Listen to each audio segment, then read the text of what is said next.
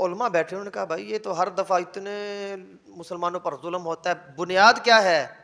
یہ گائے ذبح کرتے ہیں، گائے کو ذبح نہ کریں۔ بھائی فرض تھوڑا ہی ہے گائے کو ذبح کریں، کیونکہ اس کے اندر، قربانی کے اندر افضل جانور گائے نہیں ہے، افضل جانور بھیڑ دمبا بکرا بچڑا نہیں ہے، افضل جانور اونٹ نہیں ہے۔ جو جانور میسر آ جائے، اچھا ہو خوبصورت ہو، وہ جانور ہے۔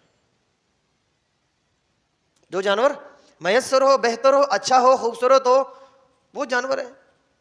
علماء بیٹھے کہا بھائی یہ تو کام، تو لہٰذا حکمت عملی چینج کر دی، اعلان کر دیا بھائی کوئی جانور، کوئی گائے نہیں خریدے گا، کوئی بیل نہیں خریدے گا۔ بنگلہ دیش اور انڈیا کے اندر پورے میں باقاعدہ علماء کی محنت، علماء کے اعلانات، جمعوں کے اندر انہوں نے 1 مہینہ پہلے یہ بات شروع کر دی۔ اس کا نتیجہ کیا نکلا؟ وہ ہندو جو گائے کے وپاری تھے اور انہوں نے بڑے بڑے فارم بنائے ہوئے تھے، اب وہ رو رہے ہیں۔ ظلم کرنے والے مسلمانوں پر کون تھے؟ ہندو، اور گائے کو بیچنے والے بھی کون؟ ہندو۔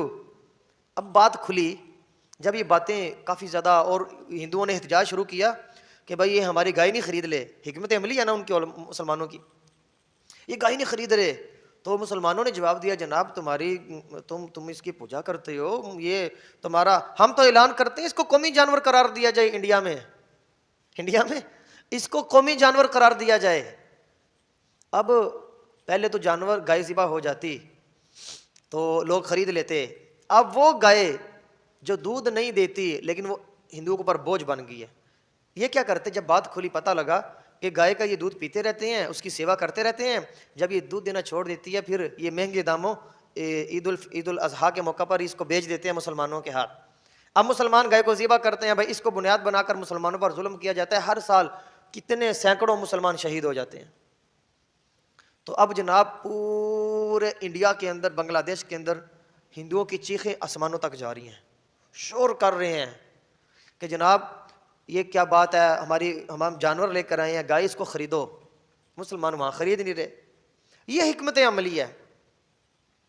اب ان کو احساس اس بات کا ہو رہا ہے کہ جانور جو ذبح ہونے والے ہیں حلال جانور ان کو ہونا چاہیے، اور ایک دماغ میں چوٹ یہ بھی لگ رہی ہے یہ تو کام بڑا خراب ہو گئی ہے، ہم پر بوجھ ہے، اب اتنی گائے ہم کہاں سنبھال کے رکھیں؟ کوئی ادھر، اب اس کو کوئی مار بھی نہیں سکتے ہندو، کوئی روڈوں کے اوپر پھر رہی ہے جناب، ایکسیڈنٹ کے اندر اضافہ ہو گیا ہے، لوگوں کے گھروں کے اندر داخل ہو جاتی ہیں، اب لوگ تنگ پڑ گئے ہیں۔ تو اس لیے حکمت عمل، حسن تدبیر